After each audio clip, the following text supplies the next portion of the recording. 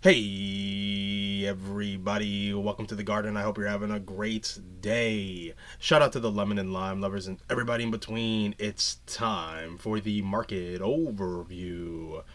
And if you're interested in any of the services I provide, please check out the links in the description below for both the Patreon and Discord. Okay, guys, so let's go forward with the stream. Let me just unmute myself. All right, so hopefully everyone in the live chat can hear me. So we are recording now. So starting off with the dollar really fast.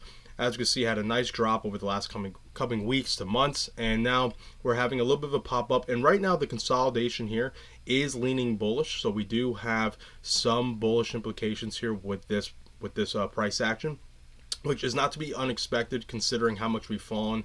And I've said it over and over, but I'm going to say it one more time. As we've dropped just specifically in this zone right here, if you go back to the recaps, I was calling for a move up. Now we had a slight move up, but very, very, very lackluster. I was looking for a much bigger move up going back towards 106. So I ended up being wrong here. We've showed a lot of weakness here and had a continuation down. But now I'm starting to see the same thing I was seeing here. I'm looking for more continuation going up towards the 104, 105, and potentially back towards these fair value gaps rather than just wicking it as we had here, but actually coming up to fill this liquidity zone. And then, depending on the price action, we may actually see the pullback from there. And then we'll have to wait and see, are we going to make a higher low after taking out this high wick, or are we just going to have the continuation down towards the 100.39 and then potentially down sub 100 going towards 97.32. So we got some exciting times coming, especially this week since we do have the CPI data coming out.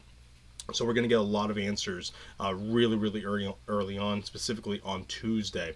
All right, now let's go to the Dow real quick. So Dow still trading in this triangle structure, in this consolidation. So as long as we're trading in here, I don't really have much bias for the Dow. It's pretty much 50-50 at this point. We did break this trend line bullish, so that does give us some implication that we may have continuation higher. Broke bullish, came back, retested the trend line, and held it, and now we're making a series of higher lows. But we are making our first lower high. So we're in this consolidation, this triangle that's squeezing. And really, we're going to get our answer wherever this structure breaks. Okay, so when you deal with a symmetrical triangle, in my opinion, the best way to deal with them is to do nothing and observe them. Once they break in a direction decisively, go in that direction. It's very, very likely going to go in that direction for the foreseeable future. And right now, I would say I have a slight bias to the downside, only because the dollar has a slight bias to the upside. So if I'm trusting the inverse relationship between the dollar and pretty much the equity markets, if the dollar goes up, the Dow should find some serious selling. And if it breaks this structure, then look for it to come down towards these fair value gaps down here and to take out the liquidity under this pivot as well as under this pivot down here. Okay, all right, next is the S&P. So S&P came into this fair value gap, tapping it. See, guys, it's really, really crazy to see how this stuff works out. You can always look for liquidity. Liquidity is not going to really send you in the wrong direction when you're looking at charts. When you're looking for a place that it's likely price is going to stall out or it's going to find demand, look for where the most liquidity is sitting. And right here, you had the liquidity above this high pivot, this swing high, this fair value gap. Had a couple wicks in here and then had continuation down. So it was very easy to see that we would at least see some price interaction here. Now, are we going to get that full move down towards this level here at 3,918? That remains to be seen. If the dollar strengthens, as I'm seeing, then I do think we're going to get that move down. But if we're actually going to slow down on the selling for next week, and the dollar's actually going to go into a larger consolidation or even have a pullback down, then we may not see that move all the way down towards here. We actually may just come back towards 4,050 and kind of round out here and have that continuation to the upside. So like I've said, when looking at the dollar chart, we're going to get a lot of answers this coming week. It's going to be a very, very important week when the CPI data comes out. If we do have that continuation to the upside, look for this pivot up here, so this fractal level up here, to get challenged, and mainly 4,400 to 4,350 to be the main zone of where look for price to get to. And that would be the next level I would look for price to really start stalling out again and either have that pullback that may lead to the continuation of the bear market that we are still in, or we just go into another consolidation like we're potentially seeing here. So we have our upside zone we want to watch out for, and then the low side is if we come back towards this zone here. We're really just going to be retesting this descending trend line here, and we'll see if we can hold that bullish. If we do, that's very, very strong. Next is NASDAQ. So NASDAQ had the largest extension of the three indexes, came into the green zone as expected, even almost waked up to the very top side, just missed it, and now it's coming into this fair value gap it created a couple of days ago. And it's very likely if we're going to have that breakdown, obviously this will not hold. You're going to be looking at this level here. So the major level I would be looking at is right here, okay? So this would be the most attractive level for the NASDAQ to hold if we're going to have a bullish pullback on the index and the dollar's just having a temporary pull up to then later turn over on itself and go lower towards the sub 100s. Okay, so if we're going to see that happen, look for the NASDAQ to pull back to here, hold the 11,580 to 11,400, and then I would look for a higher low structure to form. Potentially we could even have a little bit more of an extension going down towards 11,000, but I would not be aiming for that, because if we are breaking down that far, the probabilities are very, very low that we have that continuation higher after coming down towards this zone so often. Okay, so I am liking the NASDAQ, but it is the most overextended of the three, so I'm looking for the deepest pullback of the three from the NASDAQ. All right, let's go into the oil chart. So oil, like I've been just screaming about, is bullish, bullish, and it's just proving to be bullish. I'm super impressed that it was able to hold this fair value gap again. I mean, this is extremely telling that there's a floor right here that just will not be broken for now. Like there's just nothing here that's giving me any inclination of weakness. This is very strong, and if we go next week coming into these highs, then watch out, because I do think we're looking at $90 plus and potentially even higher. This is a super bullish chart, and I do think that demand is starting to spike up little by little since we are starting to see, unfortunately, an escalation in the Ukrainian war. If you're following what's going on, you're seeing that Russia is now amassing 500,000 to 300,000 men on the border for the next wave. So I do think the war is about to ramp up and technically really start. I think the war is about to really begin. And then we're also seeing now further escalations with China and Taiwan. So we're on the cusp of this year of all-out war on two different parts of the world, and we're gonna probably have a huge spike in demand for oil as that progresses, unfortunately. So this is why I call this the scariest chart in the world, because this implies that the oil has a lot of upside, and if it does break this monthly structure, so these descending trend lines are from a monthly bullish structure. If this breaks this structure, you're looking at $200 a barrel. Okay, it's unreal. So this is a scary chart. Okay, so keep your eye on oil. Make sure you have your house in order. Be as conservative as you can, and do your best, because this is if this plays out how I'm seeing it, it's going to get very, very difficult in the future. All right, next is gold and silver. So gold having that pullback as expected, extremely extended here. Okay, get my stuff loaded, perfect. So very extended, holding the fair value gap currently. So guys, you really should learn about fair value gaps. Just quick shout out to ICT. Again, he's the one that developed fair value gaps, at least brought it to the forefront. So if you want to learn more about it, check out Inner Circle Trader. Just want to make sure I put that out there, because that's it's his creation, or at least his discovery, and it's very, very good. You could apply it to so many different trading strategies, and you'll find it to be I would say just a plus on any strategy you're using for the most part. So, coming into this fair value gap, see how well it's holding. It's still very likely that we do break down. We did even have that little small bounce like I had here, came into this fair value gap, and I do think we're going to break further down towards this fair value gap to really go after the liquidity under this little candle here. So under this fractal here, I'm looking for this level to get targeted, and ultimately it being $1,800 an ounce. And if we do hold $1,800 for a significant amount of time, then I am actually looking for a major continuation challenging $2,000 an ounce. Okay. All right. Next is silver. So silver, again, unlike gold, had a much clearer topping pattern structure here, and finally broke bearish. I'm looking for more downside on silver, because I am looking for more downside on gold. Now, their correlation has weakened a little bit over the last year or so, but in the end, silver will follow.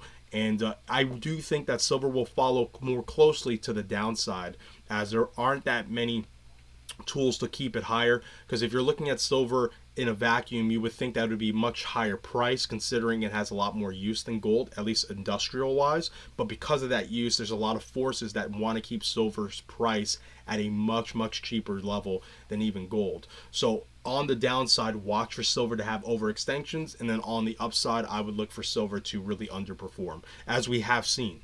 Right, so compare gold and silver's upside movement. You'll see gold outperformed it relative between each other.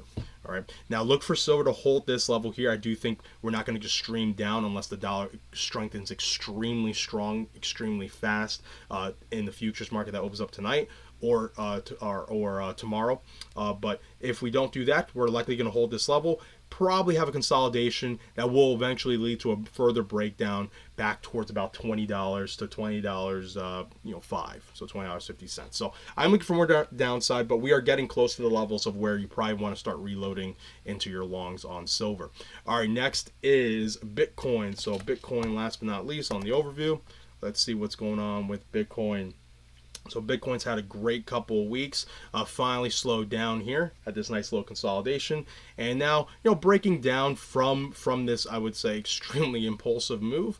And now what I'm seeing, looking at this price action, potentially trying to make a pivot here. Okay, so what's likely going to happen? You're going to have a slow consolidation back towards 22,600, and then I would look for potential further breakdowns going back down towards 20,500, and that'll come back into this fair value gap here, and then also testing out this descending trend line. It broke bullish, so this descending trend line is all the way from the all-time high and then the pivot B that it made here going into the future. So we may have a pullback further, and that's sitting anywhere from 20,500 to about 20,000. It just depends on how long or how short of a time it takes for it to break down. Okay, so if we have something like this where we broke down hard and now we're going into that grinding sort of structure, something like this coming into the 20,600, you're looking at a bearish structure. You'll break down further and then go into this fair value gap and potentially start trading around this area here, testing this descending trend line. Again, we could be seeing that as well. And in that case, again, it's still bullish overall because you're coming back in just to test the breakout, but we do have some opportunities for some nice short plays if that's what you're looking for. Now, that doesn't mean that we may just make the higher pivot here and then let's actually clean this up a little bit before I go forward. So let's say instead of having that further breakdown, there is a possibility that we do just hold this consolidation. That's what we tapped into right here. We made the higher low and we have continuation. Now, this would be a very impulsive move, okay? And this would imply that there's a ton of strength behind this move on Bitcoin, and you really don't want to get in the way. If this is going to be the only pullback Bitcoin has from this move, get out of the way. Shorting is going to probably be extremely risky, and then we're going to be looking for the 28,000 mark if this happens over next week or over the next 2 weeks. This is the least probable path. It's more probable that we go into a grinding consolidative structure that does have a bearish character for a further pullback that will ultimately be bullish if it can hold this level. All right, so again, we're going to keep our eye on it. Us in the Lemon Garden, we've been long Bitcoin since like 18,000 or something, 18,005. So we're still in our long. I don't see any reason to get out of it. And we've taken our profits, around like 20,000, maybe slightly under. Took a little half off right there, and then just sitting in and see what happens. So really no rush. If you've been long, where we've been, there's really no rush to do anything. You just want to kind of just sit and observe and just enjoy the ride. And when it's time to get out, we'll get out. All right, everyone, that is it for the market overview. If you have any questions about it or you want me to look at anything else, just let me know. Remember, we're recording, so keep it PG. I promise that once the recording's over, you could say what you want. But if you have any questions, let me know, and I'll do my best to answer, whether it's about the overview or just a specific chart. So the floor is yours, guys. Yo. Hey. So, you mentioned the progression leading into war, and it's a terrible thing, but are there any companies that we can look at now, if it does progress, that we could take advantage of? For sure. So, for instance, any weapons companies, anything like that. Yeah, so Raytheon is going to be one of the first ones that come to mind. Again, so Raytheon Technologies, again, military contractors, defense stocks are gonna do well in an escalating environment with war, unfortunately. So just keep that in mind if you are looking for potential plays. Just look at the defense stocks. So Raytheon being one. I believe Boeing is also a good choice because of their military apparatuses. They're not just making planes. They do have a military arm. So you want to look at Boeing as well. And a lot of these guys, so actually before I go off of RTX, just looking at it real quick, let's go into the monthly here real quickly. So as you can see, it's been in a pretty substantial uptrend, had a major sell-off during 2020, but since then, it has been just treading the highs here. And this candle here on the monthly, this candle is really, really interesting. It's a lot of indecision. And what I take away from this candle is that there's a lot of doubt on how much escalation are we going to have, right? Are we going to really have an open conflict on, two theaters, right? So are we going to have an open conflict in Russia, Ukraine, and then Taiwan and China? And the Taiwan and China is really, really, concerning because it's going to wrap in Japan most likely, which then the U.S. is going to have to make a decision, right? So how hot are we going to get in this war? So there's a lot of indecision in this candle, but I don't find this candle to be specifically bearish. On a fundamental level, I find this candle to be fairly. I find this to be a candle of essentially just wait and see. Normally, I would say watch out for a pullback here, but I don't see that right now considering what we're kind of observing how this stuff is kind of playing out. And then looking at Boeing, another one. Here we go. I always forget the ticker on Boeing. It's a BA. Yeah, we'll see. Yeah, it is BA. I don't know why it didn't come up. Okay, so Boeing, similar story. Okay, had a much deeper pullback because they have some issues in regards to the airline shortages and all this stuff. But once the war ramps up, or I should say, if the war ramps up, watch for Boeing to actually have a major move up, probably piercing above $600. And what's interesting about Boeing, unlike Raytheon, this structure here is inducive of potentially a bottoming structure, which is pretty interesting.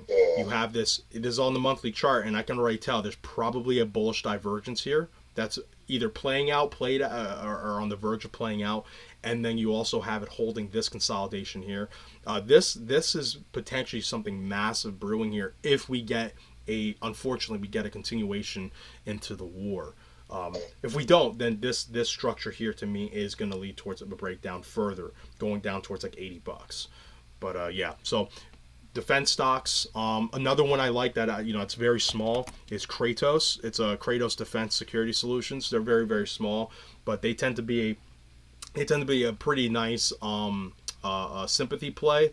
Now, I'm not saying they have any major connections to the war and that a lot of their products are going to sell. But if Raytheon, if Boeing, if they're going up heavily because there's an increase in in demand for their products, Kratos tends to be like a sympathy play. The stock will just move up because they're moving up. So you might want to keep your eye on Kratos if you're looking for a more affordable stock. So it's trading about $11, and even right now we're seeing this was a pretty interesting bottoming structure, broke the highs here, and now it's having a pullback, and the pullback is going to attempt to make a higher low. So we could be looking at the beginnings of an uptrend here after this pretty large downtrend. So Kratos KTOS is another one that you want to watch out for.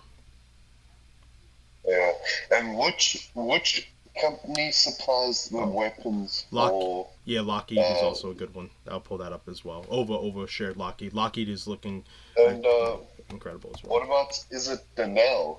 Isn't Sorry, which company? Oh wow. isn't Denel also part of weapons as well? Yeah, I believe so. Again, like they're all gonna, that whole sector will do well. If any escalation, the whole sector will do well. If you want to see which company is going to do the best, you just look for the ones with the largest, market share. So Lockheed, Raytheon, Boeing, like they're going to do the best. Lockheed will probably do the best of the three, though. I don't know which ones. I think Lockheed's the largest. specifically in the defense sector. Maybe Boeing is like overall, but because of their their civilian arm being the airlines, but I could be incorrect about that. Lockheed is obviously going to be huge. As it is, and like Ova just shared in the Discord chat, looks very very strong. This is very very strong, and if we do have a major escalation in the war, I think you're just going to see this gap up. But again, we'll see. This could happen tomorrow. It could happen the end of the year. We really don't know the timeline on this stuff, and I hope it just doesn't happen. Oh, Yeah, I hope it yeah, doesn't. Yeah. no, I hope it doesn't happen. And if anyone's out there, I hope they're safe. But just wanted to get a little bit of perspective from what we could maybe take advantage of. As horrible as that sounds, but Yeah, well, for sure. yes, And again, you gotta remember this. We're looking at a fundamental case. Like, so this is if you're just looking at the chart, I would be very careful, right? Like, if you're looking at the chart, it's. I mean, this has moved up so much. The weekly is not as bearish as something like the daily. Now, the daily, I won't go as far as saying this is super bearish, but what I would say is you broke structure here, right? So you broke structure here. So looking for continuation down is not out of this world. Mainly going back towards like 420 to 400, but if we're going into a new environment where we're going into open war and it may even be in two theaters, a lot of this stuff is just going to naturally go up higher because of demand. So if you're trading this off a technical level, I wouldn't be super bullish on it. But just looking at the fundamental case of what we're looking at with the war and how it's brewing, I mean, gosh, we're having more balloons being shot down. We have lasers coming from space. Like, there's just so much. There's so much implications of war is on the horizon. If we're gonna start playing out, playing that out, then you're probably gonna see a lot of these stocks, no matter how they're looking right now, gap up. If not, then watch for a continuation down. But it's still pretty bullish. If you're looking at like the weekly, monthly, like the pullback here, wherever that would be from 400 to maybe even 350. I mean, potentially could start a larger a topping structure, but I would be I would be remiss in thinking that's going to happen for now. For now, a lot of things would have to change, especially on the U.S. side, for these stocks to actually start showing anything major for downside on the monthly and weekly. oh, thanks, man. Appreciate it. Yeah, no problem. Anyone have any other questions about anything? Any charts or just trading in general? Hey, Levins, I do. Yeah, what's up? Hey, you mentioned oil. I know I asked you this earlier, but at what point are you looking at getting into oil with it being so bullish? Sure. Yeah. So for me, I'm very picky with oil trading. I'm liking what I'm seeing from it, and obviously you've heard me say it's super bullish, it's bullish, bullish, and I don't have any position in it, right? I haven't taken a position in the ETF. I usually expose myself to it via the oil ETF. The reason why I haven't yet is because I'm looking at the dollar right now, and I want to see some confirmation from the dollar on continuation. Because once you sent me that message, I was already penciling in for this week to potentially get into oil. So I had two like place markers for myself. I wanted to see the CPI numbers, and I was waiting for the oil inventories, which came out last week. So I liked what I saw from the oil inventories, and now the last straw I'm waiting for is the CPI data. And if the CPI data is going to come out fairly negative, hawkish, then where inflation is still showing signs that it's consistently just heading up, then I'm going to get very interested in getting into oil. And then my last confirmation will be the dollar. So it's very likely I'm going to be getting into it this week, but CPI is going to really kind of either push me for this week or have me continue to wait. The reason why I wait very long on getting into oil. Oil is, I mean, its nickname is the Widowmaker for a reason. Oil is a great commodity to trade.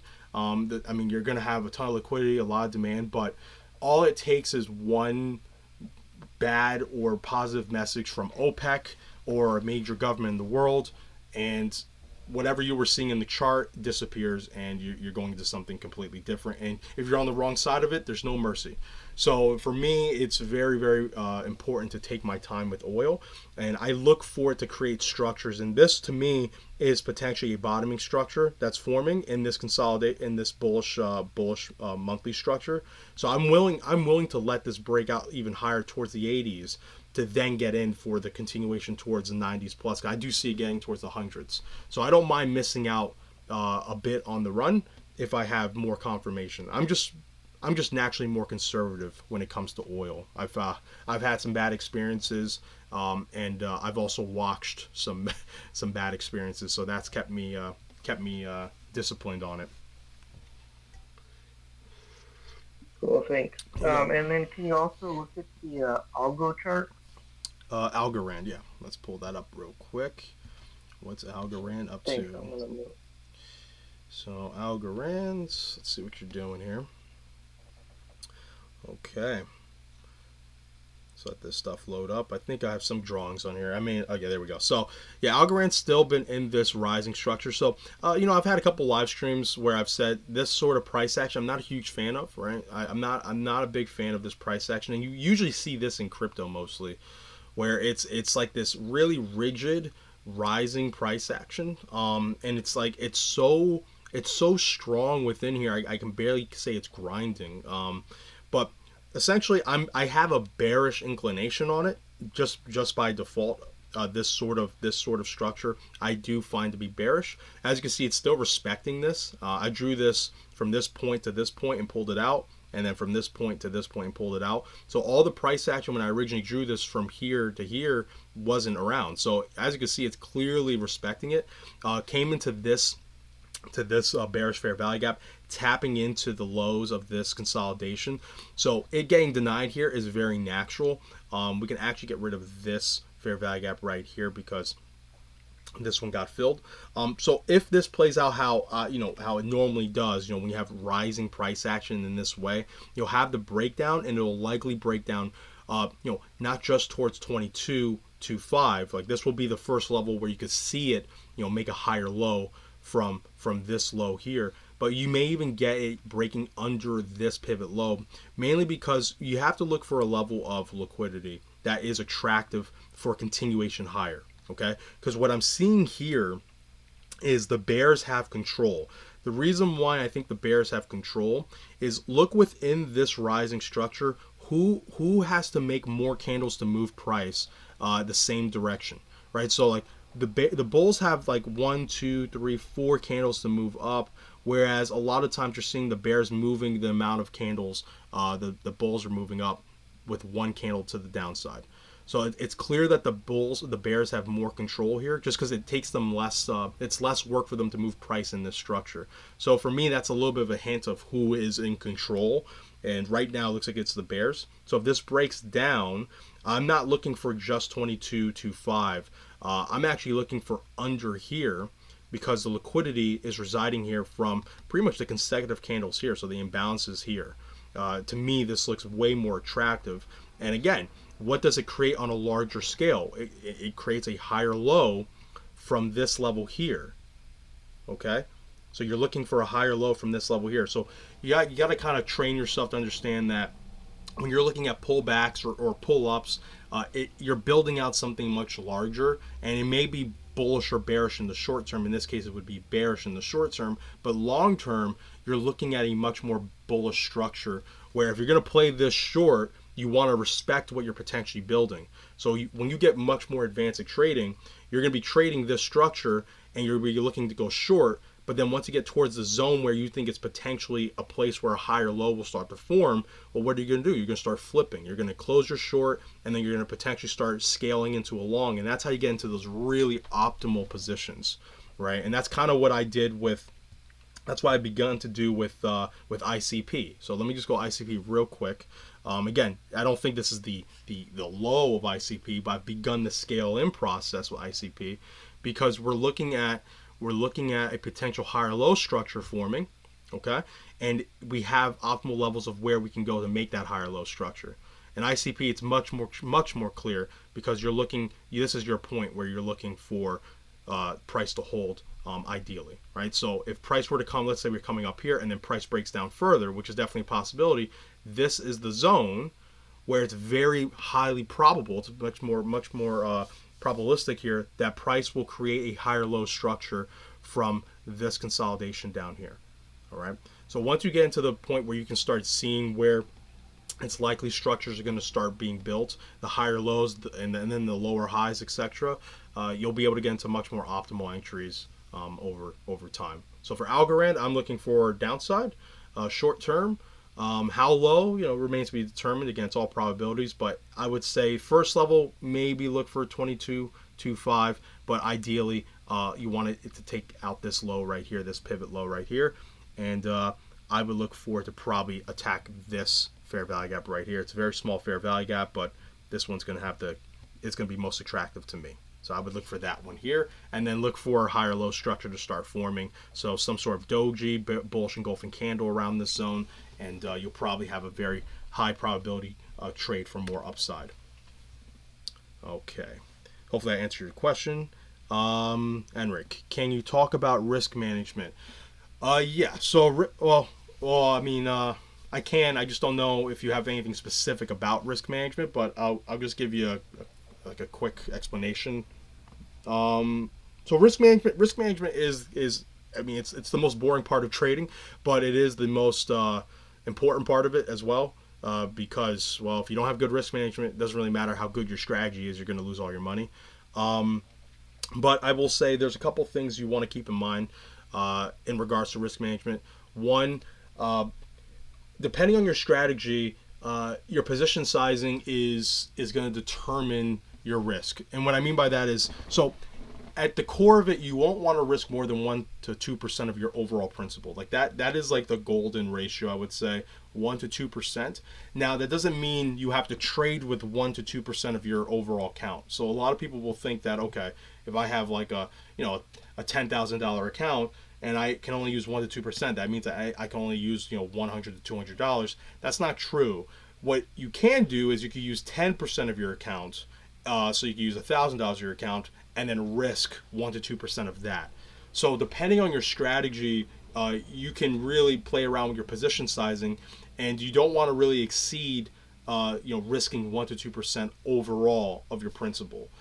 So if you have a really, like, let's say, I would say a disciplined, tight stop loss strategy, you can use probably a larger portion of your overall count, as long as you're still risking anywhere from the 1 to 2%. And sometimes, again, I don't promote this. You could risk a little bit more, 3%, and 4% are probably just like, I think that's like max. But 1 to 2%, that risk ratio will keep you in the game long enough to really just become profitable.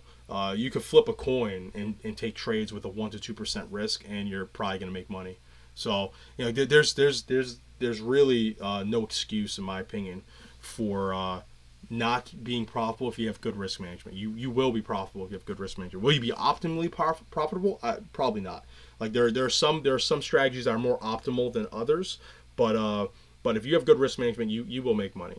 It's easier said than done. Again, it's easier said than done. It takes a lot of practice. Okay, I see Ova posted about Crocs. Yeah, and Ova, I promise I'm doing a video, and a highlight video on Crocs this week. I'm sorry, man. I've been just bad, but I will be doing it. Panos, hey Lemons, trust you well, brother. Can you check out VRA chart again? I'm still riding the wave. All right, let's see VRA. Panos, man, he killed this one. I mean, he got into this really, really low. Which one? I think it was the crypto one here that I have marked up. Let's see. Maybe. Yeah, it is. Okay. So let's was I on log or off log? I was on log. Okay. So yeah, oh my gosh, yeah, this is incredible. I think Panos got in like around this area here. So you are killing it. Congratulations, brother. So after the breakup, nice bullish consolidation. Right now, so what this implies to me, remember guys, what I always say, it's like when you're looking for, momentum in candles, right? Just look to see, in the direction of the trend, is the high or low being closed above, by the preceding candles. So for VRA, you get a lot of hints here, right? You go into this bullish consolidation, you break out, and even from the breakout, you're starting to slow down a bit here, okay? Because you're not getting a closure above the high. You're closing within the wick or within the body. Get that continuation, and then another continuation, and now look at this high wick. So you can see this as profit taking, but what this is going to lead to is a larger consolidation as well, right? So what I'm looking at now with VRA, you may have that continuation higher, but actually taking out this high wick right now is actually going to be pretty low probability. So what's likely going to happen here, you're going to have a push up further and then another breakdown sort of like this. And what is going to be interesting to see is what nature of consolidation are we going to get here. So you actually may get a bearish consolidation begin here. Okay, so you may get a rising structure here that's coming to test this wick. This is not the likely path. The most likely path is you're going to get a rounding structure like this. Okay, and you're probably going to start looking at this like, okay, are we looking at a head and shoulder structure that's going to be forming? Either way, you're going to get most likely a pullback further back towards this consolidation. Okay, now depending on how the price action looks, that's not entirely bearish, but it will become more probable that it will be bearish, because what are you going to be chasing if you break down price wise? The liquidity. So where is the liquidity currently residing? Why is price not going up? Because there's not enough there's not enough buyers, there's not enough liquidity here. The price is too expensive for there to be a huge push as of right now. So the liquidity, where you will get more upside after tapping the liquidity, is under this consolidation and in this imbalance. All right, so that's how you're probably going to see price do something like this, break down, grab the lows here, and then start a higher low structure around the zone here. So somewhere in this imbalance within these fair value gaps. And if you're willing to hold throughout that drawdown, you're looking at something very bullish, because given the time it will take, you will get continuation most likely to the upside, and then taking out this pivot at some point. Now this may take a couple of days, which is unlikely. It may take weeks. It may take over a month. But the point is, you're likely beginning to slow down to the point where you don't have enough fuel, and then you're going to break down to grab more fuel. If it's really bullish, it will hold this consolidation and barely tap the lows. But in my opinion, considering how much you've risen here, you're probably going to have to tap under these lows to grab the people who missed this. Okay, because these are actually late longers. They're late. They came in at an okay time because they've obviously had some upside, but they are late. The big money was down here where you got in Panos, so it's very unlikely you're going to get tapped at all down here. But you want to keep in mind that price will have to come lower to go up higher. That's just how it works. I'll keep this doodle on here just to see if I'm right. If I'm wrong, obviously it's all probabilities. Like, who knows? In the next hour or two, this thing could burst up higher. So just keep that in mind. But you are in a great position. You have a great problem. Your problem is like, well, where do I take more money? So hopefully you've taken some profits off, as you've gone up. But if you want to hold your position, I would say feel free to do it. Just be prepared if you do break down that this is probably the motive is to most likely grab the liquidity and then break up higher. Now, if we're going into where Bitcoin's collapsing, etc., like the rally's done, then I would not expect VRA to be stopping at these levels. It'll probably break down lower and lower. So just make sure you keep your eye on the overall environment. Okay. All right. You got it, man. Any other questions about anything? Yeah, I was curious. You said if Bitcoin breaks down, but what if Bitcoin just trades sideways, so to say, and the ETH structure over the last year and a half or so compared to Bitcoin's looks very strong in my opinion, but what if ETH kind of like sparks the rally rather than Bitcoin, and Bitcoin just holds stagnant? Yeah, it's possible. I mean, because so the thing about Ethereum, what's interesting about Ethereum, so let's go with Ethereum's chart real quick. Ethereum. Yeah, I'm looking at 4 hour or daily, both shows. Okay. So All right, so 4 hour and daily. So what's interesting about Ethereum, well, Ethereum slowly, over the years has been eating market share from Bitcoin, right? Because like if you go back and see, where Ethereum was trading at in the past, relative to Bitcoin's overall market cap, they're much closer now, right? So Ethereum is slowly eating away at the overall market share that Bitcoin has dominance wise. So if Ethereum is going to start showing some strength here, I actually do think a lot of coins will start to follow. Mainly the coins that are ERC20 that are tied to Ethereum's liquidity pools. So you will probably see a lot of those coins move around. Now, from what I've observed, when Ethereum moves and Bitcoin doesn't, it's not that cut and dry. You will actually see Bitcoin kind of move with it. Again, it'll be a little bit more lackluster, but it will move with it. Um, as of right now, looking at Ethereum, I actually do think we're going to get a deeper pullback on Ethereum. But similar to Bitcoin, it's a bullish pullback. I would be very surprised if we actually hold this pivot. I think this is the beginning of a structure that will lead to a breakup again, right? So I think it's going to lead towards like a grinding structure down, and a slowdown of the drop and then continuation higher. Now looking on the 4 hour, like you mentioned, if if Ethereum's just going to break up on its own, I don't think you're going to have a parabolic rally in the overall markets. I still think that Bitcoin is the leader of that show.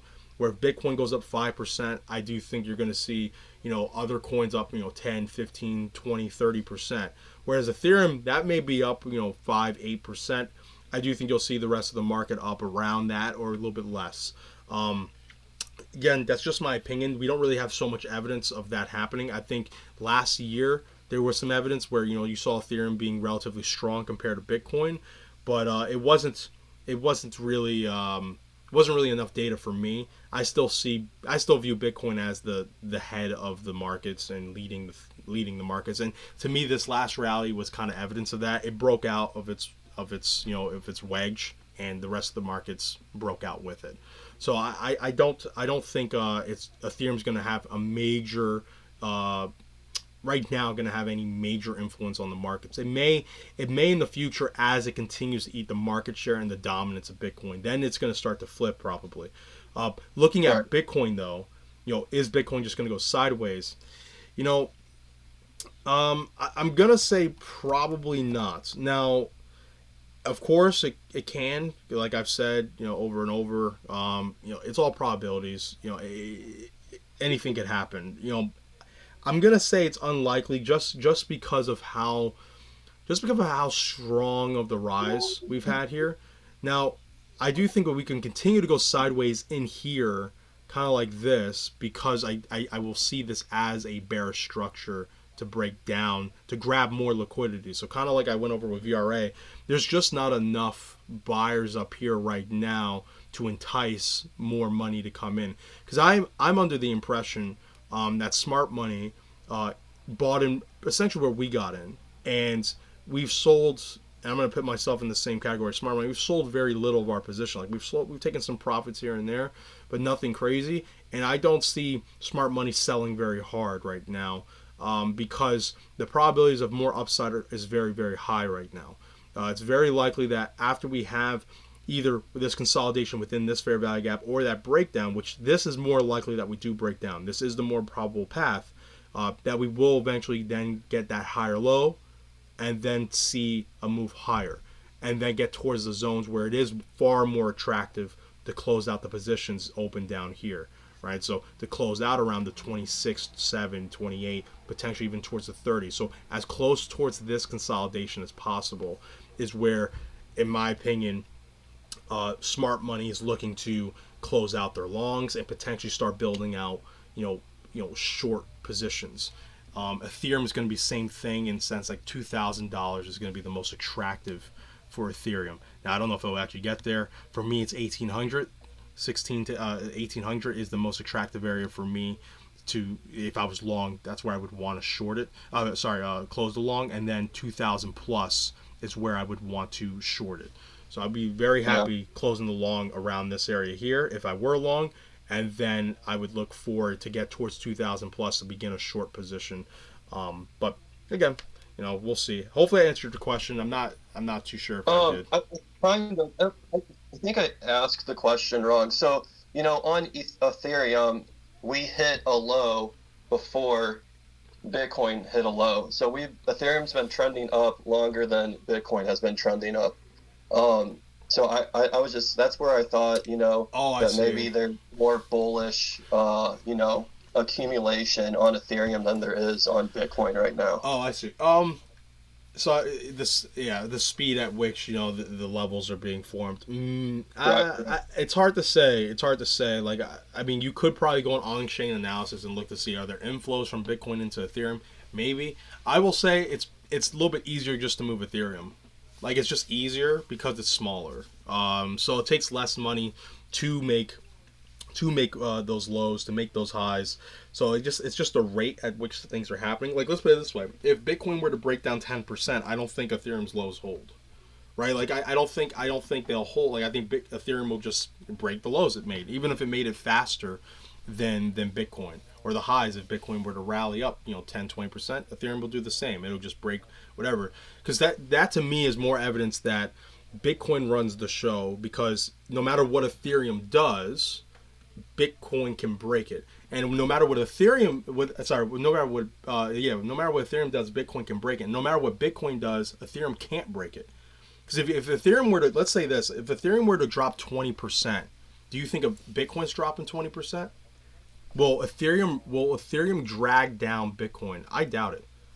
I think Bitcoin will drop, but I don't think it's going to drop nearly as much. I think it'll drop maybe like 5-4%. Nothing. And that to me is evidence that the demand for Ethereum is all speculative. It's just relative, that it makes bigger percentage moves than Bitcoin.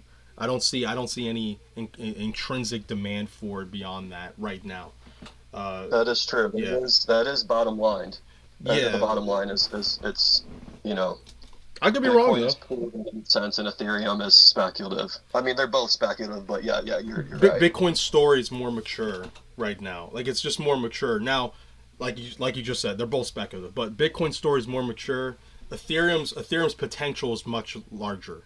If you look at Bitcoin from a store value, then Ethereum's potential is larger. If you think Bitcoin's going to be a currency of the world, that's different. But if you're just looking at it as just digital gold, then its story is its story. It's going to just, all it needs to do is survive. That's all Bitcoin needs to do is survive.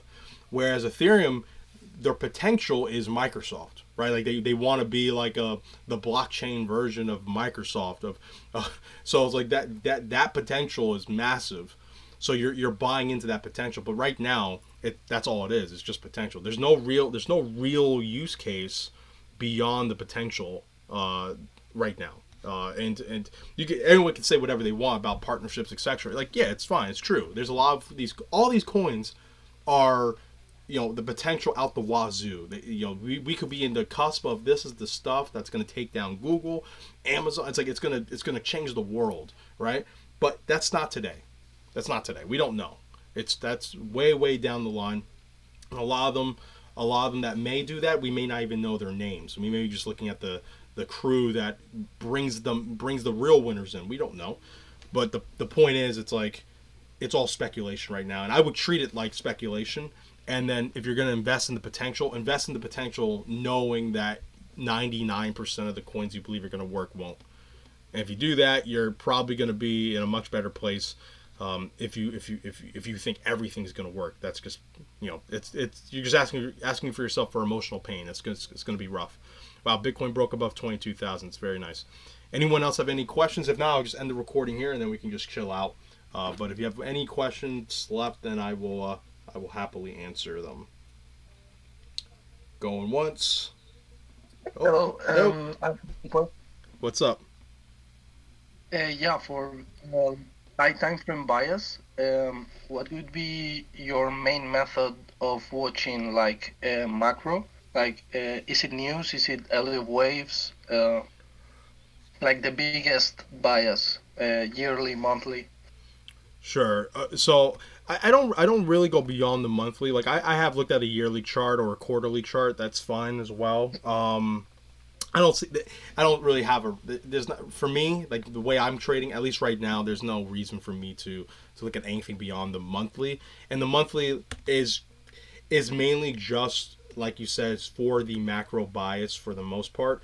Now I will take into account any like monthly structure I see. So like if I'm seeing like, oh wow, we're in a major monthly like head and shoulders or something, or bear flag or something, or a bull flag, I'm like, okay, I'll keep track of that. But it's not. I'm not trading it because it's the monthly time frame. But the way I look at this stuff, I don't really use indicators when I'm looking at bias for the most part. You don't really need to. So essentially, like on the monthly chart, are we in a higher low structure or are we in lower lows? Are we making higher highs or are we making lower highs? And if you're making higher lows and higher highs, then you're in an uptrend.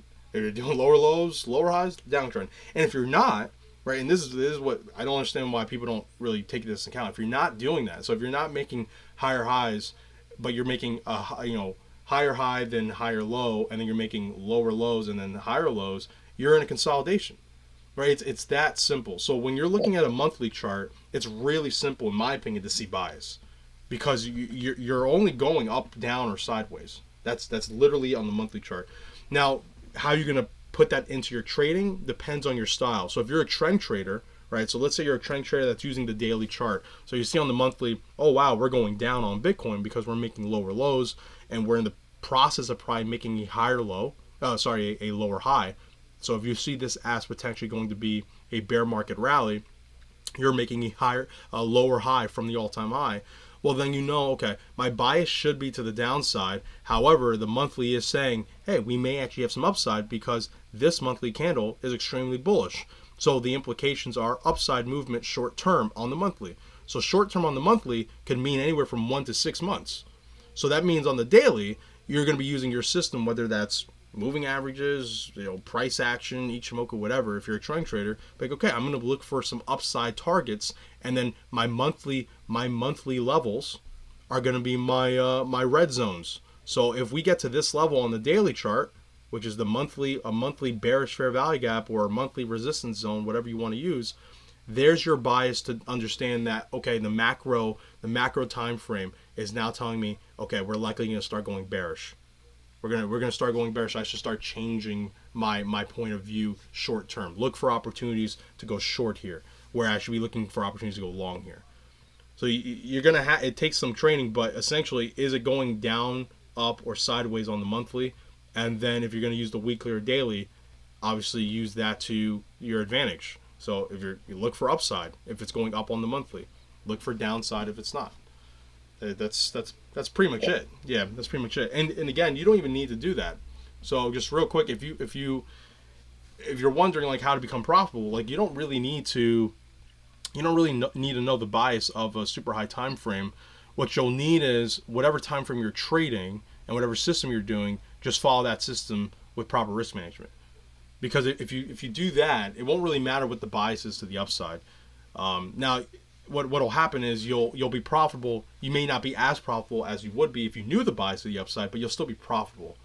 I just want to make it very, very clear. You can make trading very simple, where there are people out there who only trade one time frame and only look at one time frame, and they are profitable, but it's not optimal. But they are profitable. Risk management is number one. Knowing your bias, it's useful, but it's not extremely necessary. And I don't go, and personally, I don't really go beyond, like the weekly is usually where I'm looking, but I will go to the monthly, when I see stuff like this, right? We're breaking a major level. I'll see what the monthly is doing, etc. Okay. Okay. Thank you. Yeah, no problem. I think that's it for now. I think I've answered a good amount of questions. I don't want to make the video too long, so we're gonna end the video here. But again, don't leave the live or anything, because I'm still gonna be hanging out, and we could look at charts more if you guys want. So let me just do the outro, guys. If you are not in the live chat and you're watching a recording, thank you so much. I hope you enjoyed the video. If you have any questions, make sure to leave a comment on the video or join the Discord if you haven't. It's the best way to get in contact with me.